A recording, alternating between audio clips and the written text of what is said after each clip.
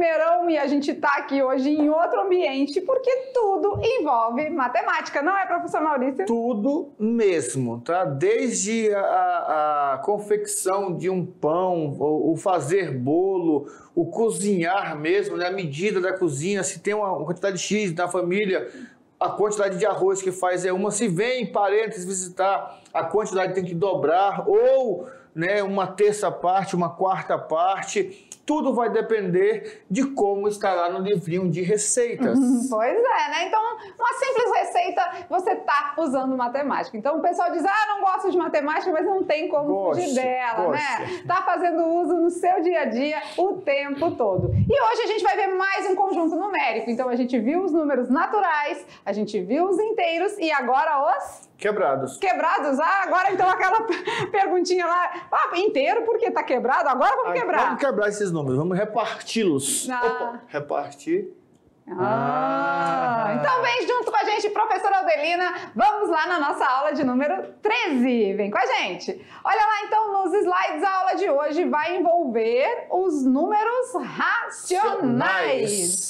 Muito bem! Dentro dos números racionais existe muita coisa a ser estudada e a gente vai começar agora, beleza? Beleza! Habilidades da aula de hoje. Hoje a gente vai finalizar aquela habilidade, né? Isso, já vimos os números naturais, já vimos os números inteiros, agora vamos entrar nos números racionais. E o mais legal de tudo, vocês perceberam que para cada conjunto nós sempre trabalhamos de forma contextualizada, porque essa é a nossa sina, deixar com vocês com essas habilidades de olhar para o número e entender direitinho as suas aplicações. Beleza, vamos à visita do dia de hoje? Vamos lá, e o oferecimento da aula de hoje vai para, vamos lá dentro da escola, agora é a hora!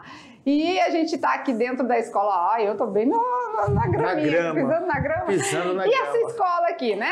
Assim, pelos corredores a gente fica meio indeciso, não dá pra saber qual é, né? Parece com quase todas, não é? Porque a cor é a mesma, né? Padronizada, só que essa daqui tá com a grama bonitinha, tem umas árvores bonitinhas ali, E aí, limpinho. Qual será a escola do dia de hoje? Vamos ver? Vamos descobrir lá onde ela fica? Vamos subir daqui e descobrir qual é a escola de hoje. Escola Fernando de Souza Gomes. No distrito de Rio Pardo, aqui em Porto Velho, Rondônia. Olha que linda aí a frente da nossa escola, Fernando de Souza Gomes. Então, beijo no coração dos alunos, abraço a todos os professores presenciais. Pra gente é uma alegria fazer referência aqui às escolas da mediação tecnológica, uma maneira da gente homenagear e se sentir mais perto. E eles também se conectarem, Isso mesmo. Os colegas conhecerem a escola do outro, porque, aliás, né, a mediação tecnológica abrange todo o estado de Rondônia, de Vilhena à Extrema. Então é por aí, é assim que a gente quer chegar pertinho de vocês, tá? Vamos lá então, seguindo na nossa aula de hoje, olha lá.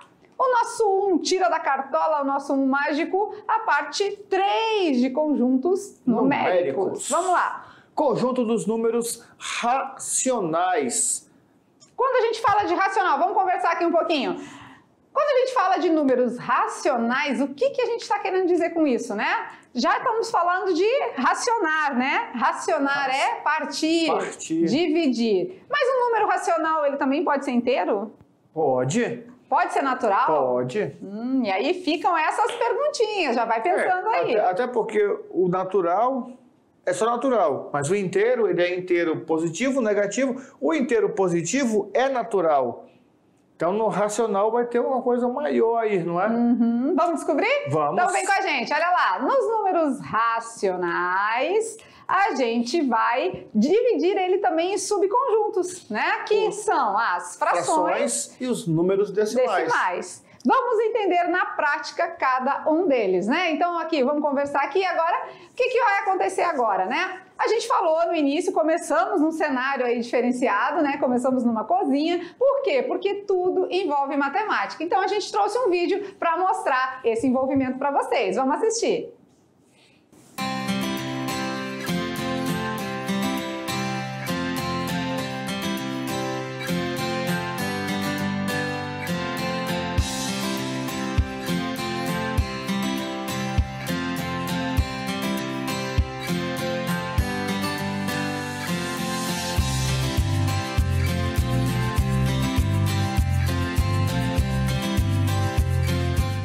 Famílias que vivem longe da cidade, como esta aqui da Chácara Boa Esperança, costumam produzir seus próprios alimentos, como este pão caseiro aqui, por exemplo. Quem não gosta de um pão caseiro quentinho no café da manhã ou da tarde, não é verdade? Mas você sabia que um simples pão como este tem matemática? Isso mesmo, fique atento porque a professora Lucia e o professor Maurício vão te ensinar teoria dos conjuntos e de quebra você ainda vai aprender a receita desse delicioso pão. Mas antes dos professores entrarem em ação, vamos descobrir rapidamente o segredo da Dona Lucinha no preparo desse pão caseiro. O fermento ela também faz em casa, mas pode usar fermento químico biológico próprio para esse tipo de preparo, sem problemas. Etapa 1. Preparação da massa. Misture em uma bacia 600 ml de fermento, se for o caseiro. Se for fermento químico biológico, 10 gramas. 100 ml de óleo. 200 gramas de açúcar. Mexer tudo muito bem até a massa ficar homogênea e acrescentar 1 kg de trigo sem fermento, claro. Amassar muito bem e deixar descansar por até 12 horas. Passar no cilindro, enrolar o pão no formato desejado e deixar descansar mais 8 horas. E depois ir ao forno. Quando estiver pronto, é só degustar e, claro, dividir com os professores.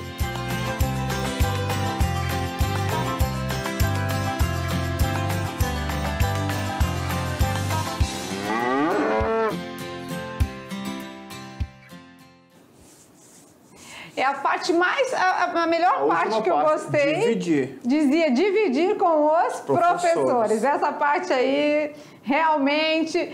A gente foi ao sítio da Dona Lucinha, então a gente estava lá, a gente provou desse pão delicioso e a gente pôde pedir, assim, para eles fazerem essa produção, né, caseira, para a gente ver que um simples pão caseiro, feito em casa, feito no sítio, a gente tem a aplicação da matemática. Vocês viram ali que na receita tinha uma hora que dizia meio copo? Meio copo. Meio copo. Meio copo. Isso aí a gente fala então com frequência, né? Pegar o copo.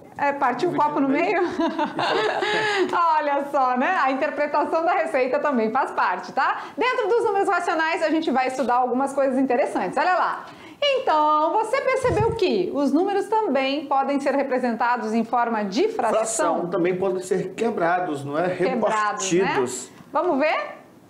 O conjunto dos números racionais, você conhece esses números abaixo? Olha lá, ó. Menos 8 por 25, 1 por 3, 2 por 10, 0 por 1000. Conhece esses números? São números que fazem parte de um conjunto mais amplo que os naturais e que os inteiros. Então olha só o nome, tá mais amplo. A gente está ampliando tudo isso, né? E aí, uau, né? Que coisa! Acontece isso mesmo, mais amplo. E assim a gente vai conhecendo mais conjuntos, ampliando o nosso rol numérico aí, vamos dizer, né? E aí, na fração a gente tem o seguinte detalhe, né? A denominação de fração é o quê? A parte de um inteiro. E é escrita na forma de A por B, com B diferente de zero. Eu sei por quê. Porque na aula anterior dos inteiros a gente disse que não existe essa divisão por zero, né? Isso mesmo. Naqueles detalhezinhos lá do finalzinho. Olha aí que legal. Então, se não tem divisão por zero, esse meu B, essa parte de baixo, chamado de denominador, não pode ser zero, né? Isso, porque a fração vai repartir em partes, não é? Vai pegar um inteiro e vai repartir em partes. Então, se vai repartir em partes, essa parte não pode ser zero. Eu não posso ter no denominador o número zero. E a gente tem a parte de cima da fração é o numerador, tá? Olha que legal, o numerador. Eu sempre falo, tá? Eu aprendi quando criança, eu criei uma estratégia para não confundir, não esquecer. O numerador é o primeiro número que vem e o denominador é o que vem depois. Depois do o denominador, então ele vem embaixo, entendeu? Depois. Numerador em cima. São umas estratégias muito assim. É mais difícil lembrar a estratégia do que lembrar a regra. Não é fácil assim, ó. Numerador. Tô brincando. E o denominador vem depois, dele. vem embaixo. Ficou boa essa. Então, quando a gente fala de fração, a gente está falando de partes de um inteiro, né? Então, a gente está partindo algo que era inteiro. E isso a gente já viu, mas quando a galera fala em fração na escola, todo mundo se arrepia, né? Os cabelos ficam em pé. Faz um bolo, fez o bolo, reparte, repartiu. O bolo foi fracionado. Uma vez uma amiga minha foi fazer um bolo e dizia 3/4 de xícara. 3/4, né? 3/4 de xícara, ela usou 3 xícaras. Na dúvida, né? 3/4 de xícara, ou é 3 ou é 4. Se tiver as 4, usa as 4, então usa só 3. Aí piorou, né? Ela usou 3/4 de xícara, usou 3 xícaras, o bolo, abatumou, não deu certo, né? Eu não vou falar ainda, mas na aula de hoje você vai descobrir como fazer com esse 3/4, não é? Esse 2/5, 1/8 que na receita tem lá. Tu olha e fala assim, meu Deus, é pra fazer o que mesmo? Não, vamos comprar na padaria que é mais barato, fica mais fácil. Vamos aos tipos de fração? Vamos lá? Vamos estudar um pouquinho agora a parte teórica, né? A parte conceitual. Tipos de fração. Há 3 tipos básicos de frações e elas podem ser da seguinte maneira. Ela pode ser uma fração própria, uma fração imprópria ou uma fração aparente. Sério, tem isso? Pra que serve? Vamos lá, vamos só mostrar aqui pra eles, Olha né? lá, ó, fração própria, 5/8. A própria é quando a parte de cima, ou seja, o número, né? O numerador é menor. Na imprópria, já o numerador é maior, né? E na aparente, né, quase um parente, né? Dá para dividir. O resultado é um número inteiro, ou seja, 6 dividido por 3, 2, né? Então, quando der para dividir e ficar exato, um número inteiro, não um número decimal, ela é aparente. Quando isso não acontecer, ou própria ou imprópria. Isso. Daí você já vai fazer o seguinte, vai ficar bem fácil também, ó. Você vai olhar. Se o numerador for menor, ela é própria, beleza. Se o numerador for maior, ela pode ser imprópria ou aparente. Como é que eu vou tirar essa dúvida? Simples, eu vou tentar dividir. Se a divisão der exata, ela é aparente, se não, ela é imprópria. A imprópria e a aparente, ambas têm as mesmas características. O numerador é maior que o denominador. Beleza. Melhor do que a gente explicar é treinar, né? Praticar. Vamos classificar? Vamos lá? Vamos lá. Então a gente tem que classificar entre própria, imprópria ou aparente. Aparente. Vamos ver. Bom, a primeira aí, ó, o numerador é menor que o denominador, então é uma fração própria. Depois, na segunda eu tenho um numerador maior que o denominador, né? Vamos ver, dá para dividir? Não deu para dividir, então ela é imprópria. Beleza. E na terceira, o numerador é maior que o denominador. Mas ela consegue ter uma divisão de número inteiro? Na tabuada do 3 tem 12. Então 12 dividido por 3 é 4, então ela é? Aparente. Aparente. E a grande curiosidade deles é por que é própria ou por que é imprópria. Bem legal essa curiosidade, olha lá. Ó. Divide em... Vamos lá, olha só, por que própria, imprópria, aparente? Vamos tentar imaginar. Fração é o quê? É a divisão. É a divisão, certo? Então eu peguei alguma coisa, dividi em partes iguais. Tirei tantas partes, tenho a minha fração. Olha só na fração própria. Reparti em 10 partes, tirei 6, que é essa nossa fração aqui, 6 décimos. Beleza, reparti em 10, tirei 6, tá tranquilo. Tranquilo, pode ser. Reparti em 6 partes, tirei 8. Quê? Como assim? Dividi em 6 partes, tirei 8. Não dá. Não dá. Fração imprópria. Na aparente, não é? Reparti em 3 partes, tirei 12. Quê?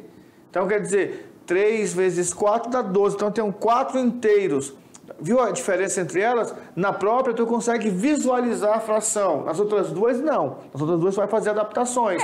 Isso são conceitos, né? E a parte conceitual também importa, porque vai chegar lá no Enem e vai dizer, determina não sei o que, falando de fração própria. Aí você não sabe o que é. Então, aqui a gente precisa passar todo o nosso componente curricular para vocês, né? Vamos lá, então, avante agora até a gente chegar nas operações com os números, né? Racionais. Vamos lá. Leitura de fração. Lemos primeiro o numerador e depois, o que vem depois? O denominador. Viu? Você nem esqueceu, olha aí, o denominador. E depois o denominador. Depois o denominador. Então, primeiro eu vou ler esse aqui, ó, 1. E o denominador, quando é 2, a gente lê meio. Do mesmo jeito, aqui primeiro eu leio o numerador, 2, e depois o denominador, terços. Que quando é 3, terços, né? Agora, o 7, quartos, né? O 6, quintos. Isso são leitura de frações, tá?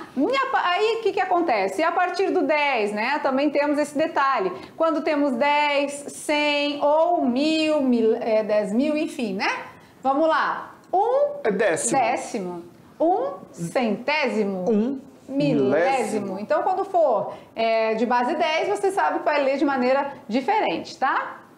Para os números maiores que 10, ou seja, 11, 12, 13, 14, 98, 100, né? 100 não, 101, 110, usaremos a palavra avos. Isso, se eu tiver, por exemplo, 3 sobre 16, é 3, 16 avos, né? É normal, não é? É normal. Se fosse 10, 3 décimos, né? Se fosse 9, 3 nonos. Mas partiu do 10, acima do 10, maiores que 10, a gente vai usar a palavra avos. Com exceção do 100, do 1000, como já foi falado aqui. Que são os múltiplos do 10, não é? Que são os... Vamos lá agora no dicionário matemático. O que quer dizer esse avos? Avos, palavra que junta aos números cardinais de 10 para cima, indica as partes em que se divide um todo, ou seja, usaremos a palavra avos para representar números fracionários. Beleza, então vamos lá nos números decimais agora, como a gente pode mostrar eles aí para vocês. São números racionais, né? A gente já está aqui nesse conjunto, que são não inteiros expressos por vírgulas e que possuem casas depois da vírgula. Esses são os decimais, tá? Não os racionais. Racionais pode ser inteiro também. Isso. Tá beleza? E aqui interessante o seguinte, olha só aqui, ó. Expressos por vírgulas e que possuem casas depois da vírgula. Ué, professor, por quê? Porque eu posso colocar, por exemplo, 8. O 8 tem uma vírgula. Só que depois da vírgula não tem nenhum número, então a vírgula não precisa aparecer. 8,0, por exemplo. Qualquer número inteiro a gente pode colocar uma vírgula, né? Ele pode se tornar decimal. Só que não há necessidade. 8,0 é a mesma coisa que 8, apenas 8. Agora, diferente daqui, né? 1234,567. Aí, claro, né? A vírgula decimal, porque está separando a parte dos décimos, centésimos, milésimos, da parte de unidades, dezenas, centenas e as unidades, dezenas, centenas de milhar, tá? Beleza. Aqui a gente usa vírgula e nesse momento aqui a gente usa o ponto, tá? O que separa o 1000, as casas do milhar, das casas de unidade, dezena e centena, é o ponto. Já o que separa a parte decimal é vírgula, certo? Certinho. Para conhecimento de todos, vamos lá? Nós temos a leitura dos números ou a escrita dele, né, do valor posicional da parte inteira. Nós temos as unidades, as dezenas, centenas, unidade de milhar, dezena de milhar e assim sucessivamente. E agora, a partir da vírgula, nós temos também algumas casas, né? A casa dos décimos, a casa dos centésimos, a casa dos milésimos. Até a terceira casa é bem comum usarmos. Da quarta casa em diante, quase não vai ser visto, mas tá aí para vocês o material para que vocês possam estar olhando a nível de curiosidade mesmo. Beleza. E a relação entre a fração e um número decimal? Existe essa relação? Existe sim. Eu posso fazer a transformação, a conversão de uma fração em número decimal, assim como eu posso converter o número decimal em forma de fração.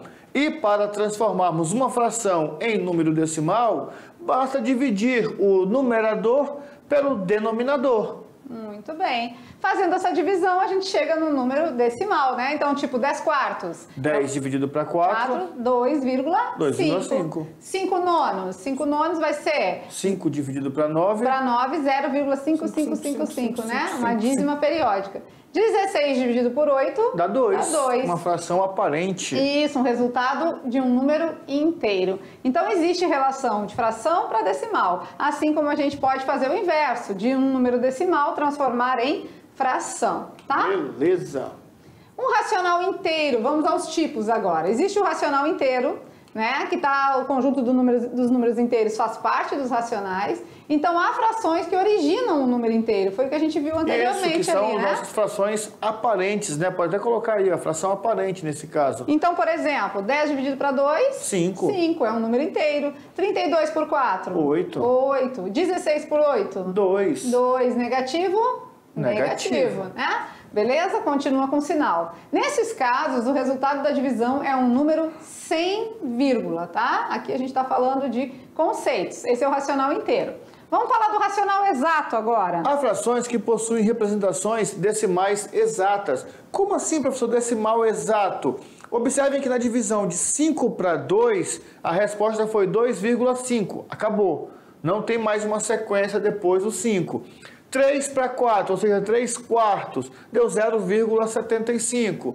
16 décimos, deu 1,6. Sempre que ao realizar essa transformação, quando eu divido, se o resultado final lá acaba e o meu resto decimal é 0, eu vou chamar esse número de racional exato. Tá certo. Então, no caso aqui, 5 por 2... Metade de 5, 2,5. Isso. 3 quartos é 0,75. E Ou acabou. seja, acabou aqui, não teve sequência, tá? Então, nesse caso, após a vírgula, a gente tem um número exato.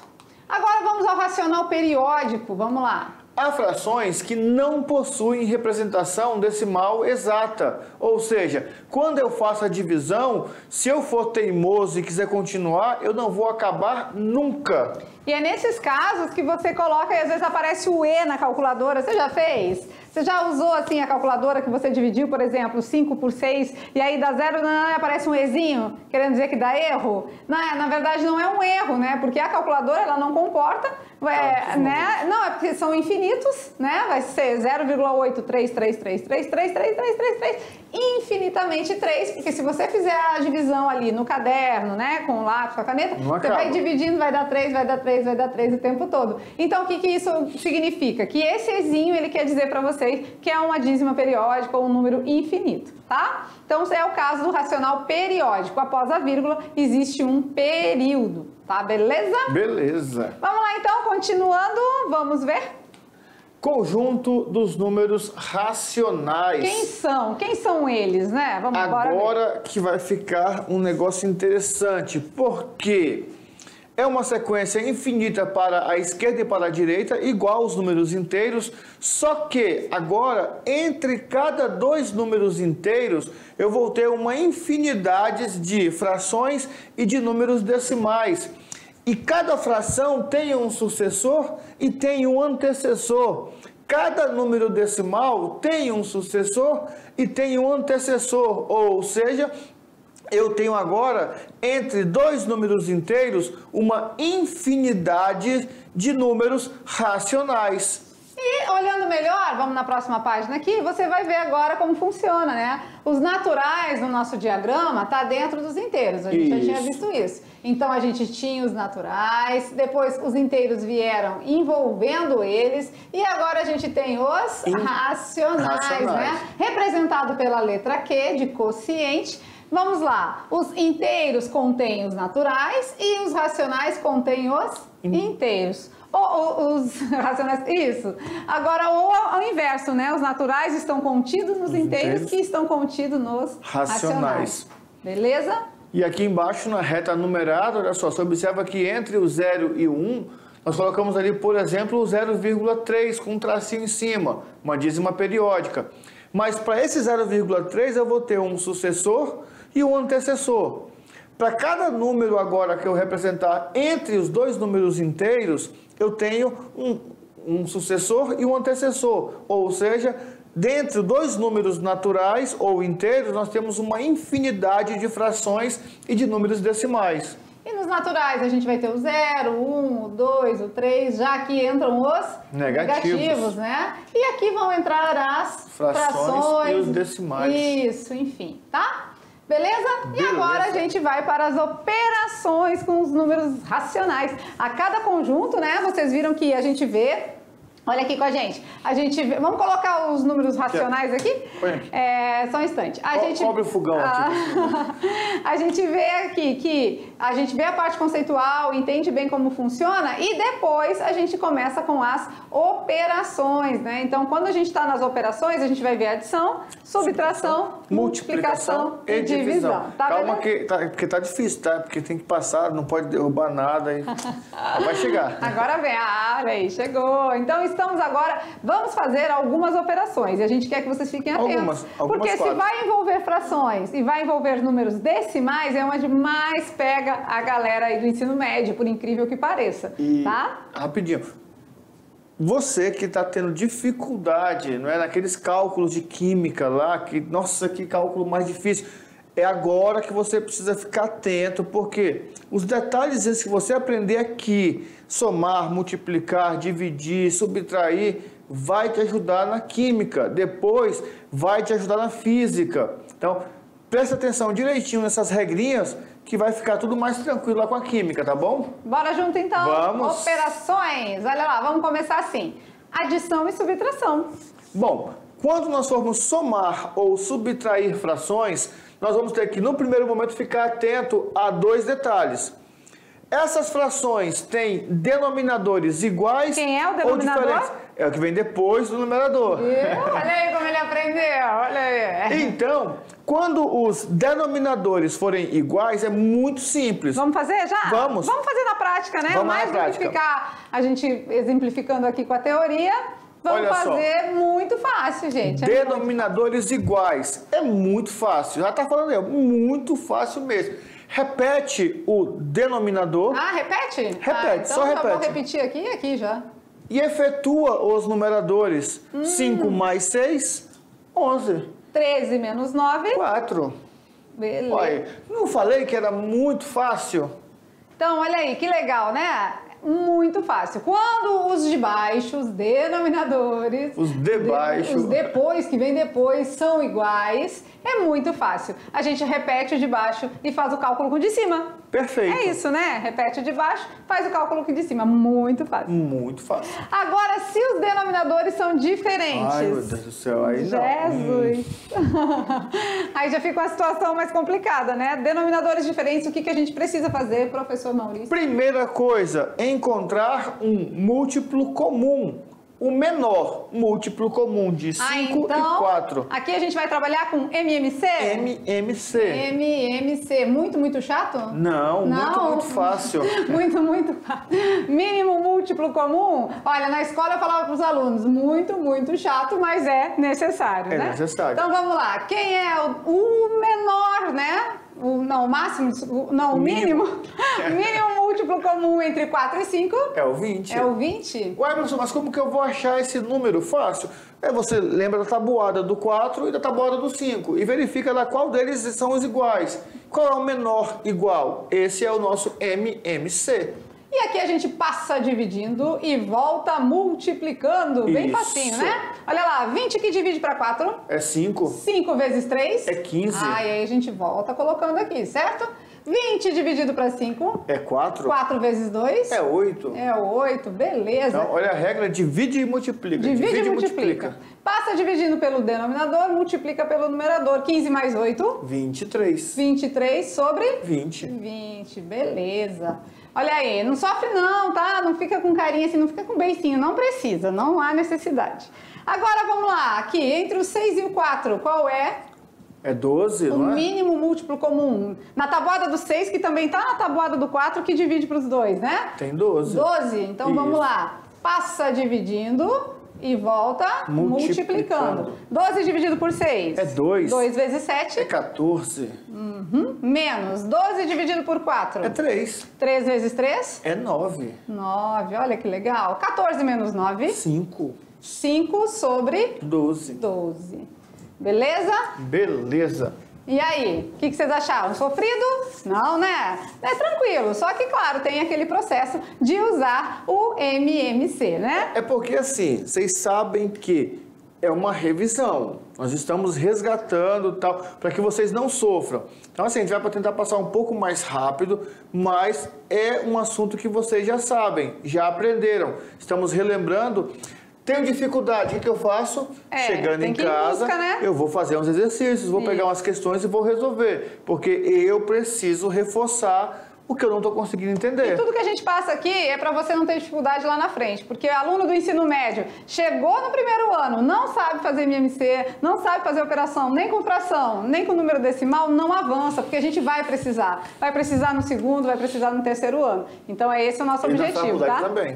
Também. Dependendo da faculdade que seguir aí, vai precisar e não é pouco não. Tá, beleza? Beleza. Vamos lá? Agora a gente vai falar de multiplicação e divisão. Vamos ver. Multiplicação e divisão de fração é muito fácil, olha só. A multiplicação é tão fácil que, né, não tem nem mistério. É só multiplicar numerador com numerador, denominador com denominador. De cima com de cima e de baixo com de baixo? Perfeito. 4 vezes 5? 20. 20. 3 vezes 7? 21. Muito olha aí, fácil. tá multiplicado. Só isso? Só isso. Ah, não acredito. Agora eu vou ficar com aquela cara daquela menina. Só isso. De cima com de cima e o de baixo com de baixo. 1 vezes 2? 2. 3 vezes 8? 24. 24. E aqui ainda tem para melhorar, né? Dá para simplificar? Dá para simplificar. Como é que a gente faz? Divide os dois números pelo mesmo fator. Dá para dividir por 2, né? 2 por 2? É 1. 24 por 2? É 12. Pronto. Tá feita a simplificação de fração. Beleza. Essa foi a multiplicação. Vamos agora à divisão. A divisão de fração é muito simples. Olha só, você vai repetir a primeira fração e vai multiplicar essa que você repetiu pelo inverso da segunda fração. Ou multiplica cruzado. Primeiro a gente faz assim, 3 vezes 5? 15. 15. Depois a gente multiplica os meios pelos extremos. Só que não pode confundir, tá? Tem que ser primeiro o que começa daqui, ó. Tá beleza? 7 vezes 8? 56. Deixa eu apagar aqui. 7 vezes 8, 56. Se você fizer com a regrinha que está explicando aqui, também dá certo, tá? Vamos lá. Multiplicando cruzado. 1 vezes 5? 5. 5. 3 vezes 4? 12. 12. Pronto. Também é fácil, fácil. A divisão. Beleza, beleza? Beleza, beleza. Isso tudo foi com as frações, né? Mas quando se fala de números racionais, já se logo lembra dos números com vírgula, né? Ou seja, os decimais. E como a gente pode estar fazendo as operações com eles? Primeiro, vamos na adição e na subtração. Bora ver. Adição e subtração. Regra básica. Vírgula embaixo de vírgula. Vírgula debaixo de vírgula. Vamos mostrar aqui para eles, então. 13,75 mais 11,8. Vou completar com o zero, porque a vírgula tem que estar embaixo da vírgula. Tá beleza? Beleza. Vamos lá, 5 mais 0? 5. 7 mais 8? 15. Vai 1, né? A vírgula já posso colocar? Já. Pode. 3 com 1? 5. 5. 2 mais 1 mais 1? 2. 2. Então, 25,55. Dá tempo? Vamos fazer mais? Agora temos uma subtração. A subtração também vai ter esse processo. Vírgula debaixo de vírgula. Vírgula embaixo de vírgula, né? Então, vamos lá. Não, deixa eu fazer diferente aqui. Do lado não dá, é aqui embaixo mesmo, né? Vamos lá. 27,7 menos 13,58. E aí eu tenho que completar com zeros aonde? Onde não tem. Isso. Né? Separando. Beleza? Beleza. Vamos lá. 0 não dá, pega emprestado com o vizinho, todo mundo sabe, né? 10 menos 8? 2. 2. 6 menos 1? 6 menos 5? 6 menos 5 é 1. 1, vírgula embaixo de vírgula. 7 menos 3? 4. 2 menos 1? É 1. É 1. Então, 14,12. Tá feita a subtração. Muito fácil, não é? Adição e subtração, debaixo de vírgula embaixo de vírgula e pronto. Depois, qualquer coisa, né? Vocês tirem a foto, dá um print na tela, né? Para vocês ficarem com os cálculos aí. Beleza. Multiplicação e divisão de números decimais. A multiplicação deve ser feita da seguinte maneira. Você vai multiplicar como se não tivesse vírgula. Vamos fazendo aqui então. Vamos lá. 25,8 vezes 6,5. Ignora as vírgulas, multiplica normal. Esquece a vírgula, vamos tirar a vírgula de jogada. Vamos lá. 5 vezes 8? 40. Vai 0 vai 4. 5 vezes 5? 25. 25 com 4? 29. Vai 2. 5 vezes 2? 10. Com 2? 12. 12. Agora vamos à parte do 6, né? 6 vezes 8? 48. Deixa uma casinha em branco, lembra? E 48 vai 4 também. 5 vezes 6? 30. 30 com 4? 34. Agora vai 3. 2 vezes 6? 12. Com 3? 15. 15, pronto. Viu? Não mexemos com vírgula, ignoramos.